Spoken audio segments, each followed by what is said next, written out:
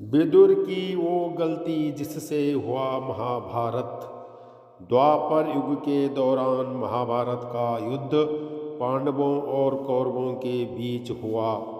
पितामह भीष्म सहित गुरु द्रोणाचार्य व अन्य दिग्गजों को ना चाहते हुए भी कपटी दुर्योधन की तरफ से युद्ध का हिस्सा बनना पड़ा।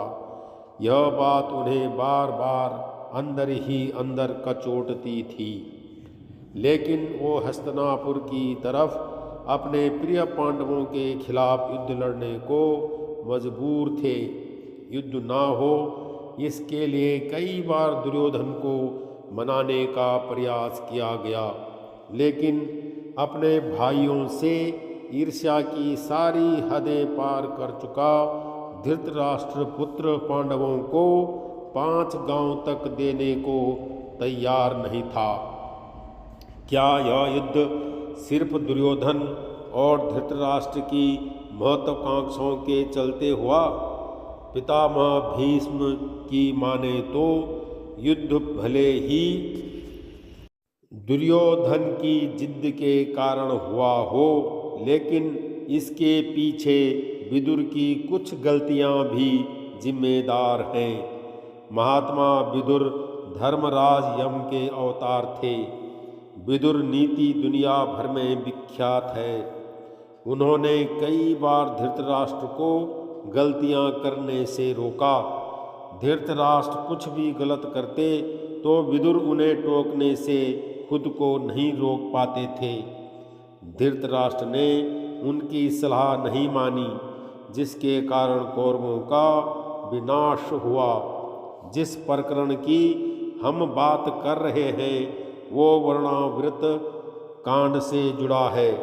लाक्षागृह में पांडवों को जिंदा जलाने का षड्यंत्र दुर्योधन ने रचा था।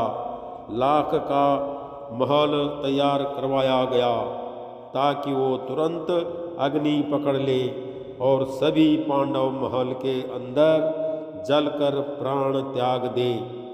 विदुर को दुर्योधन के इरादों की भनक लग गई और पांडवों को जमीन में सुरंग के रास्ते समय रहते बचा लिया गया। जिस वक्त लाक्षागृह कांड हुआ तब युधिष्ठिर को हस्तिनापुर का युवराज घोषित कर दिया गया था। इस पूरे षड्यंत्र की जड़ तक पहुंचने के लिए विदुर ने पांडवों को वापस हस्तिनापुर आने की जगह कुछ वक्त तक अज्ञान रहने की सलाह दी। उनका यही निर्णय बाद में महाभारत की असली वजह बना। पांडवों के लाक्षागृह कांड में मरने की गलत जानकारी के आधार पर पीछे से दुर्योधन को हस्तिनापुर का नया युवराज घोषित कर दिया गया। कुछ वक्त बाद जब पांडव वापस हस्तिनापुर लौटे तो बड़ा सवाल यह था कि युवराज दुर्योधन ही रहेगा या फिर वापस युधिष्ठिर को यह पद दे दिया जाएगा। इसके बाद देश का विभाजन कर पांडवों को इंद्रप्रस्थ देने का निर्णय लिया गया था। पितामह भीष्म ने क्यों बताया इसे विदुर की भूल? महाभारत के युद्ध से ठीक पहले पितामह भीष्म अपने ही प्रिय पांडवों के खिलाफ रणभूमि में उतरने की विवशता के कारण वियोग में थे। V.R. चोपड़ा की महाभारत के अनुसार इस दौरान विदुर पितामह को यह सलाह देने के लिए पहुँचे कि वो अपनी प्रतिज्ञा तोड़ दे और पांडवों के खिलाफ युद्ध में ना उतरे।